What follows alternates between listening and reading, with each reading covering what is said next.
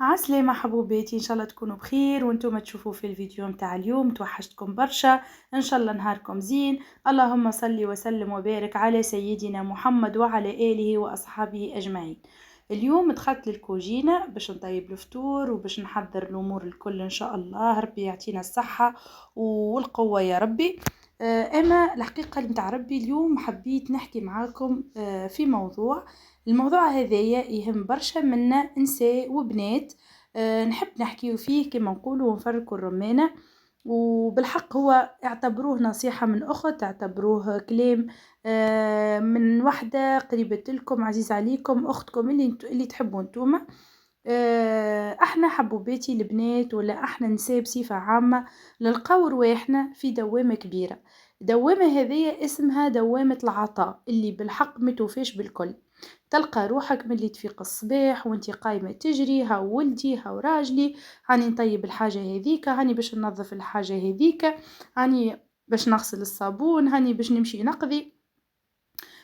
فما عباد تخدم زادة تقوم من الصباح، عرفتوا كمثلا تخدم 8 تلقاها مسكينة قايمة من 4 باش تلبي طلبات فلان وطلبات فلتان، ومن بعد تزيد تمشي تخدم وتزيد تمشي تجري على لقمة العيش. الحقيقة متاع ربي نعرفوا اللي الدنيا صعبت والكل، اما في الاخر بالكل وبعد التعب وبعد هذا الكل تقعدي بينك بين روحك، تلقي روحك اللي انتي فارغة، اللي انتي تعبتي واللي انتي بدنك سيبون، يعني ما عادش يتحمل اصلا التعب.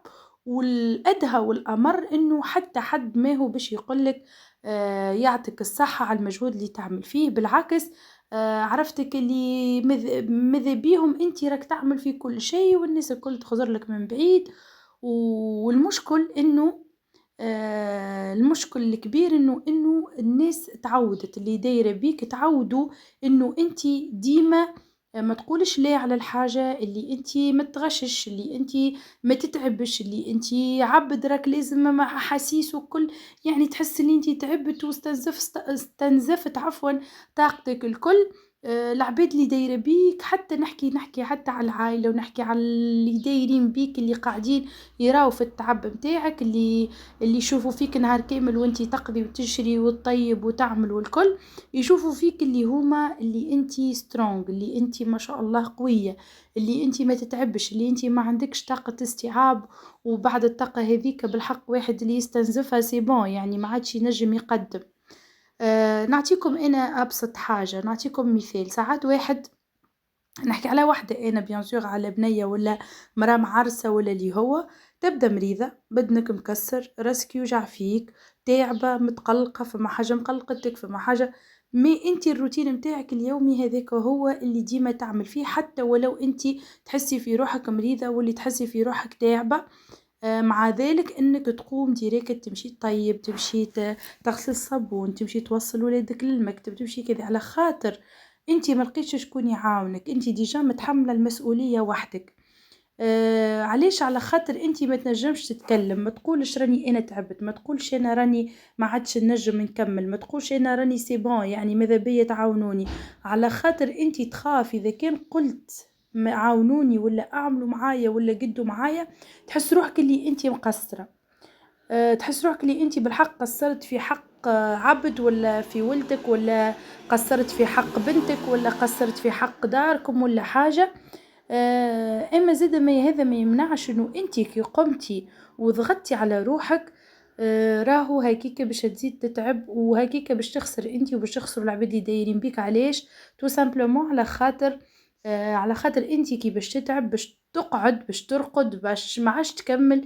دونك اللي دايرين بيك تعودوا بوجودك، تعودوا اللي انتي ديما تقضي في الحاجات هذوكم، فاوتوماتيكمون ما عادش باش ينجموا يعملوا شيء، فانتي تزيد تنزل على روحك، فانتي تهلك صحتك وتهلك حياتك وتهلك روحك.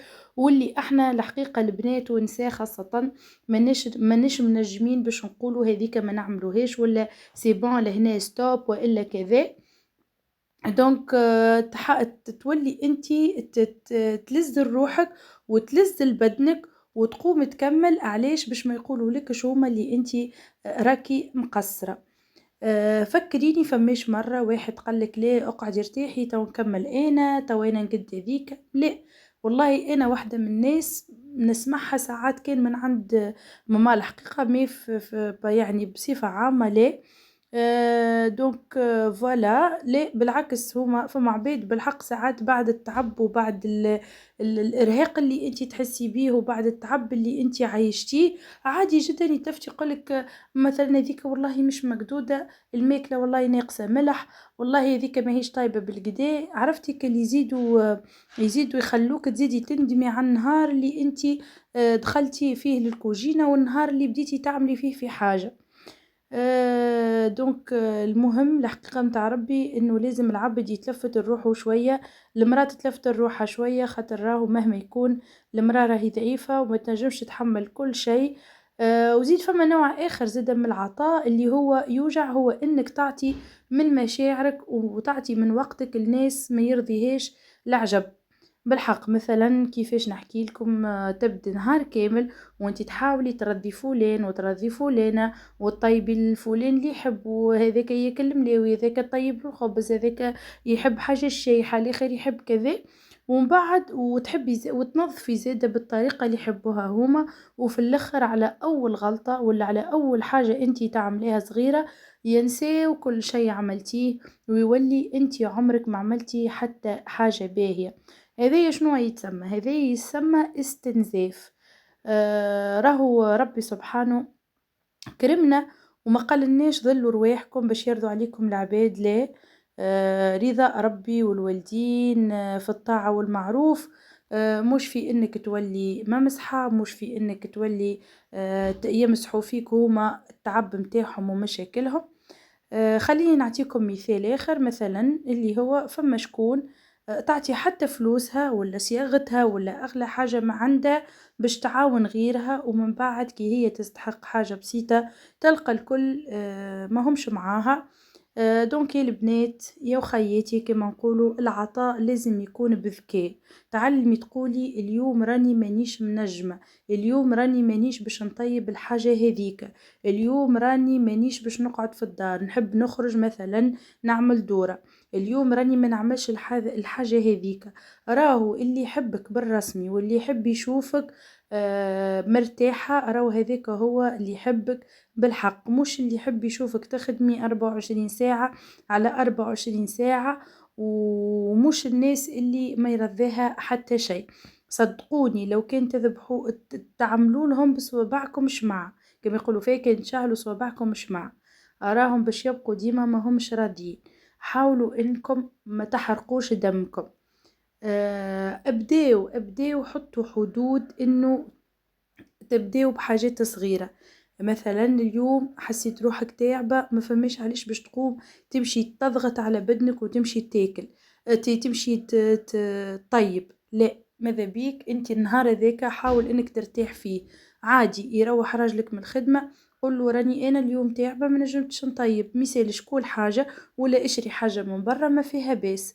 ولدك زاد تعلمه انه باش يعاونك ولا بنتك تعلمه انه باش يعاونك في الدار. باغ اكزومبل فما حاجة مثلا لعب يلعب بيهم يلمهم، كوفير تتغطى بها يلمها. عرفتك اللي تتعاونوا فهمتوا. دونك شنو اخر هذه انا من رأيي يعني حاولوا انكم تنقصوا شوية من العطاء. نصيحة من أختكم، نصيحة لوجه الله نعاود لكم، ابداو حطوا حدود، ابداو بحاجات صغيرة. اليوم ماكش باش تعمل ميناج كبير، اليوم ماكش باش تطيبي حاجة سهلة وترتاحي، وشوفي تراه ردة الفعل متاعهم.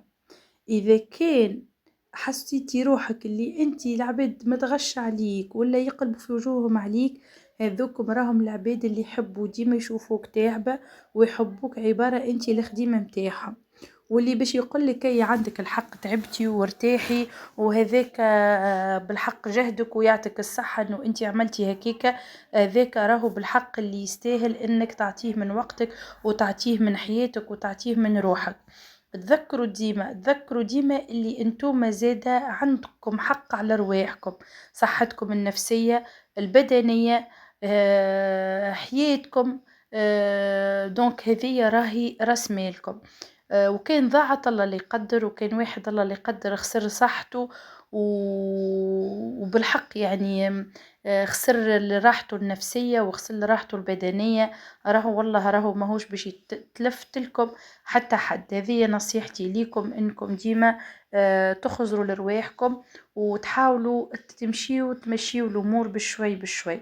والله انا قاعده علاش انا حكيت لكم الموضوع هذايا على خاطر بالحق هنا عرضني فيديو اللي عرفتو كلي ديما المرأة تعطي، ديما المرأة تتحمل ديما كذا، ما في الكونتر بارتي ماهيش تلقى في رد فعل على حسب التعب نتاعها ولا حسب اللي قاعدة تعمل فيه هي. دونك هذاك علاش حبيت نفتح معاكم الموضوع. والحقيقة متاع ربي يهمني انه الناس تكتب لي في التعليقات، ونحب نسألكم سؤال: شكون فيكم حست اللي كلامي اولا يحكي عليها؟ هذه الحاجة اللي نحب يعني تكتبوا لي في لي كومنتير. وشكون زادة جربت تقول لا ومن بعد حست اللي فما تبديل من الاشخاص هذوكم اللي كانت هي ديجا تعامل فيهم بالباهي. الأجوبة هذوما ماذا بينا نلقاهم في لي كومنتير، نحب نقرا لي كومنتير نتاعكم. فوالا دونك ان شاء الله يا ربي فهمتوني، وان شاء الله يا ربي كلامي يوصل لكم. الوغ توا حبيت نحكي لكم شويه على الفيديو، ان شاء الله يا ربي ما نكونش طولت عليكم. اليوم دخلت للكوجينه، قلت باش نعمل فطيرنا. اليوم اخترت اني باش نعمل حاجه سهله الحقيقه، خاطر انا من الناس اللي كي يبدا معينيش باش نطيب.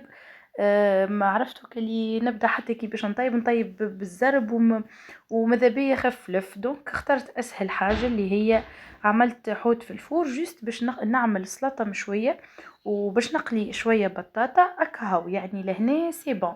وجيت غسلت الماعون وكهو فهمتوني. ومن بعد العشيه ديجا خرجت انا وراجلي. عملت هكا الحوت دورات.